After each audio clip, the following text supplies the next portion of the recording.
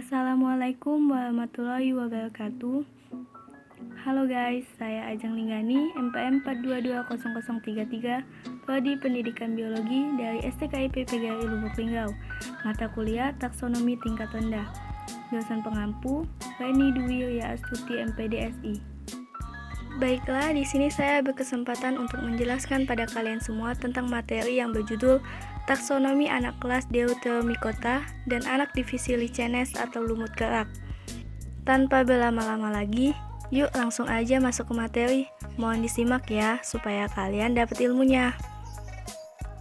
Sebelumnya, kalian harus tahu dulu apa sih Deuteromycota itu.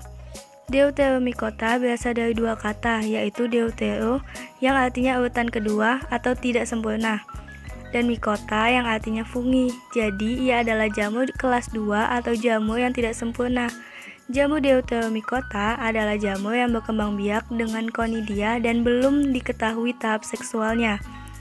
Tidak ditemukan ascus maupun basidium, sehingga tidak termasuk dalam kelas jamur Ascomycota atau Basidium mycota. Oleh karena itu, jamur Deuteromycota merupakan jamur yang tidak sempurna atau jamur imperfect. Selanjutnya, kalian harus tahu juga ciri-ciri dari jamur Deuteromycota. Berikut ini adalah ciri-ciri jamur Deuteromycota. Yang pertama, multiselular. Yang kedua, hifa bersekat dengan tubuh yang berukuran mikropis. Yang ketiga, bersifat parasit pada inangnya, serta banyak yang hidup saprofit pada sampah. Yang keempat, reproduksi aseksualnya dengan conidia, serta seksualnya belum diketahui. Yang kelima, menyebabkan penyakit serta bersifat merusak pada hewan ternak, manusia, dan tanaman. Yang terakhir, biasanya hidup di tempat yang lembab. Selanjutnya adalah cara reproduksi Deuteromycota. Reproduksi aseksual terjadi dengan menghasilkan conidia serta menghasilkan hifa khusus yang disebut conidiofor. Walaupun tidak mempunyai reproduksi seksual, namun rekombinasi genetikanya masih bisa terjadi sehingga disebut dengan paraseksualitas. Siklus paraseksual ini adalah proses mengirim materi genetik tanpa lewat pembelahan meiosis serta perkembangan dari struktur seksual.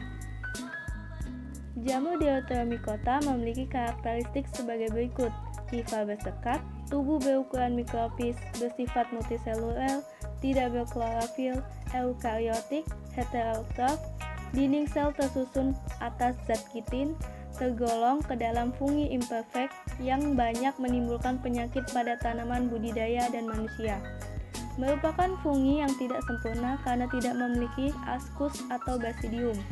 Bersifat parasit pada ternak dan ada yang hidup saprofit pada sampah dan sisa-sisa makanan. Reproduksi aseksual dengan conidium dan seksual belum diketahui.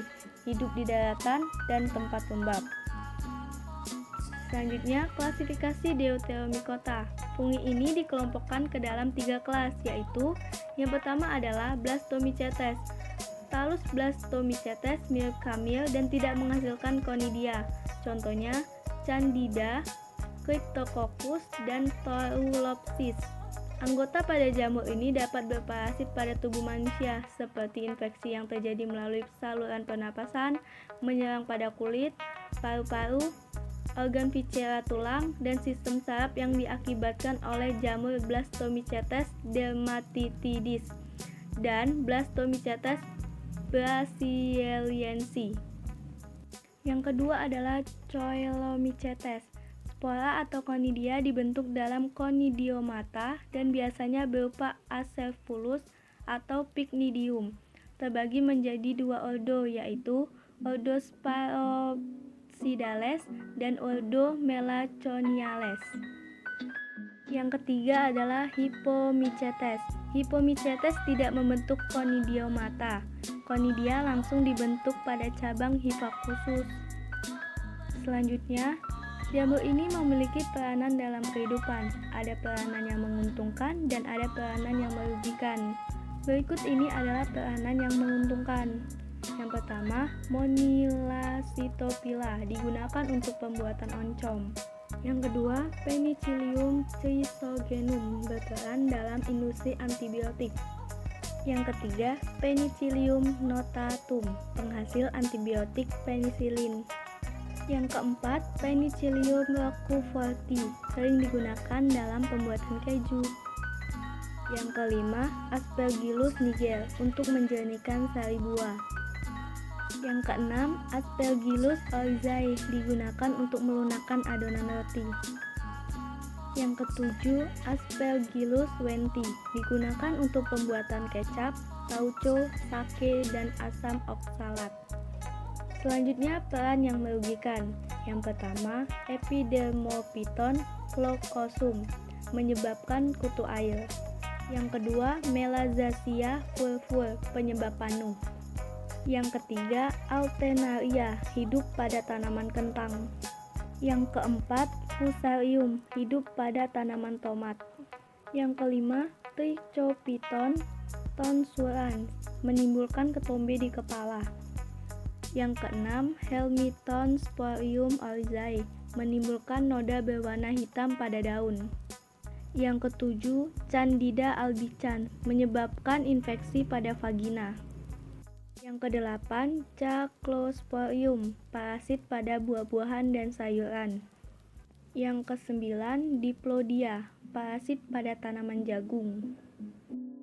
Oke, selanjutnya kita masuk ke materi kedua, yaitu materi anak divisi Lichenes atau lumut kerak.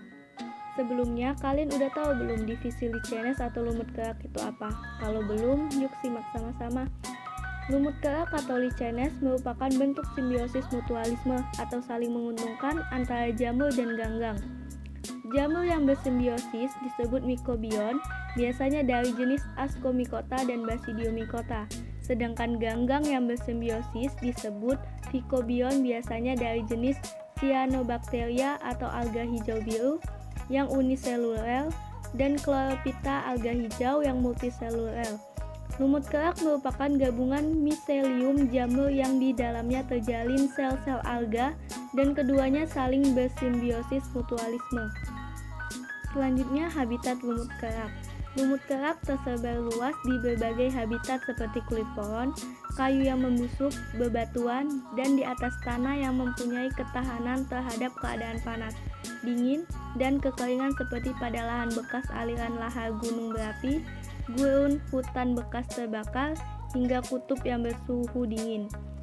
Penyebaran Lichenes sangat luas, mulai dari Arktik dekat kutub utara sampai ke hutan hujan tropis basah. Di daerah tundra, Lichenes merupakan makanan rusa kutub. Kemampuan untuk hidup di tempat gersang menyebabkan Lichenes berperan sebagai tumbuhan perintis yang sangat membantu dalam proses pelapukan bebatuan. Oh iya, Lichenes memiliki ciri-ciri loh. Apa saja sih ciri-cirinya? Secara umum, ciri-ciri atau karakteristik lumut kerak adalah sebagai berikut.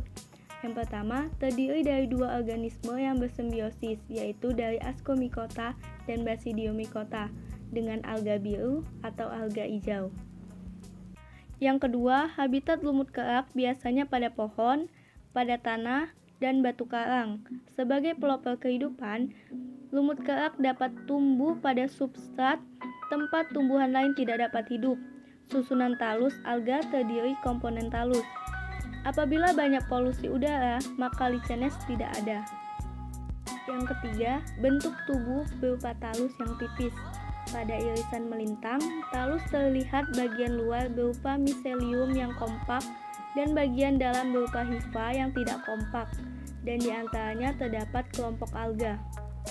Yang keempat, Lichenes di bagian tubuh atau sering disebut talus yang secara vegetatif ini hampir sama dan mirip dengan alga dan jamur. Pemanjangan secara vegetatif dari tubuh adalah hifa. Kalau kita perhatikan bagaimana permukaan dari hilus Lichenes selalu ditempati oleh alga. Yang kelima, talus berwarna abu-abu atau abu-abu kehijauan. Beberapa jenis spesies ada yang berwarna kuning, orange, coklat, atau merah dengan habitat yang bervariasi. Yang keenam, secara garis besar, susunan anatomi Lichenes dibedakan menjadi 3 lapisan, yaitu lapisan luar atau cortex mengandung sel-sel jamur, lapisan gonidium, lapisan yang mengandung alga, dan lapisan empulur, lapisan yang mengandung sel-sel jamur yang tidak rapat untuk menyimpan cadangan air dan tempat perkembangbiakan. Yang ketujuh, siklus hidup dari Lichenes itu sangat mudah. Dia dapat tahan terhadap kekeringan dalam kurun waktu yang lama. Lichenes menjadi kering disebabkan oleh panas terik matahari, kemudian hidup lagi setelah turunnya hujan. Yang terakhir, reproduksi secara aseksual dengan fragmentasi atau zooidium. Beberapa sel ganggang yang terbungkus oleh hifa jamur secara seksual terjadi pada masing-masing anggota simbiosis. Berikut ini adalah jenis-jenis Lichenes. Berdasarkan bentuk talusnya, lumut kerak dibedakan menjadi 4 macam, yaitu sebagai berikut. Yang pertama, kustose. Lichenes yang memiliki talus yang berukuran kecil, datar, tipis, dan selalu melekat ke permukaan baru, kulit pohon atau di tanah. Jenis ini susah untuk mencabutnya tanpa merusak substratnya. Contoh, Graphis crypta.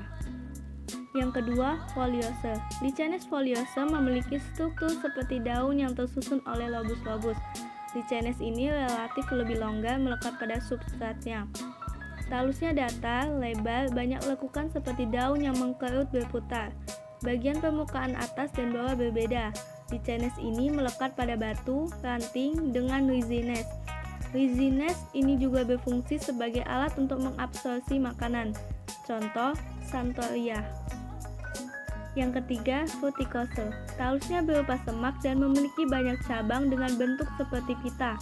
Talus tumbuh tegak atau menggantung pada batu, daun-daunan, atau cabang pohon. Tidak terdapat perbedaan antara permukaan atas dan bawah. Contohnya, Usnea dan Normalina.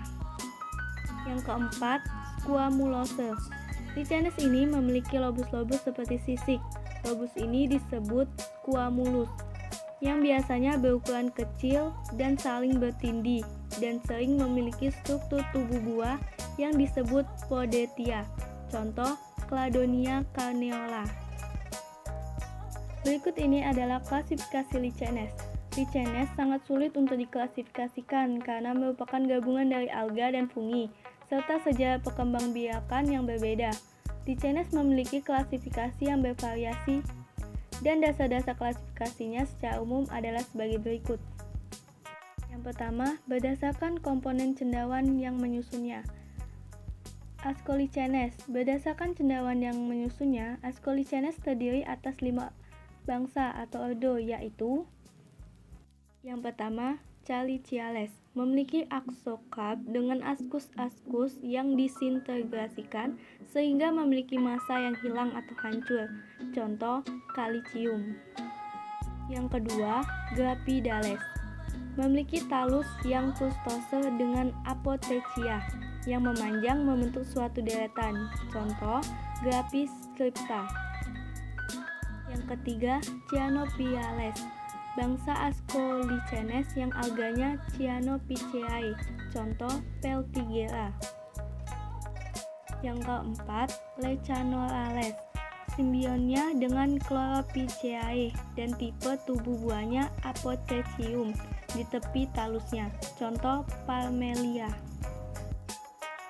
Yang kelima, Caloplachales, bangsa Lichenes yang memiliki spora-spora berdinding tipis.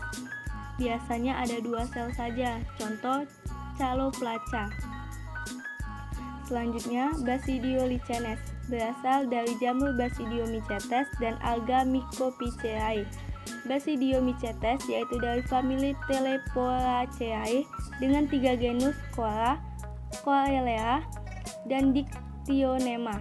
Mycophyceae merupakan filamen yaitu Schistosoma dan tidak berbentuk filamen yaitu Corococcus. Contoh, Schistocoleus ebeneus. Selanjutnya, berdasarkan alga yang menyusun talus. Yang pertama, Homoimerus. Sel alga dan hifa jamur tersebar pada talus. Komponen alga mendominasi dengan bentuk seperti gelatin termasuk dalam Mycophyceae. Contoh, Cholema. Yang kedua, Heteromerous. Sel alga terbentuk terbatas pada bagian atas talus dan komponen jamur menyebabkan terbentuknya talus. Alga tidak berupa gelatin Chlorophyceae. Contoh, Parmelia sulcate. Selanjutnya yang ketiga, berdasarkan tipe talus dan kejadiannya.